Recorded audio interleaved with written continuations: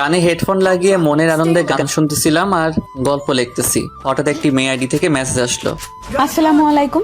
আমি কোনো রিপ্লাই দেই নাই, মনে মনে সালামের উত্তরটা নিলাম।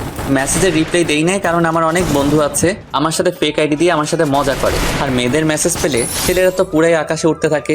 আমি আবার এইরকম না। আমার পরিচয় তো আপনাদের জানানোই হলো না। আমি ফারহান আহমেদ, এইবার ইন্টার সেকেন্ড ইয়ারে পড়ি। আম্মু আব্বুর আদরের দুইটা ছেলে, একটা আমি আর অন্যটা আমার বড় ভাই।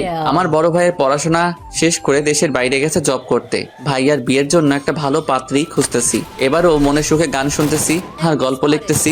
একটু পর মেয়েটি আবার মেসেজ দিল। কেমন আছেন? জি আলহামদুলিল্লাহ ভালো, আপনি? জি আলহামদুলিল্লাহ ভালো আছি। আপনার কি বেশি অ্যাটিটিউড? কেন হঠাৎ এই কথা বললেন? মেসেজের উত্তর দিচ্ছেন না কেন? একটু কাজে ব্যস্ত ছিলাম। ও, আপনার বাসা কোথায়? রাস্তার সাথে। আর আপনার? ঢাকা। মজা করেন না, বলেন। আমার মজা করতে ভালোই লাগে।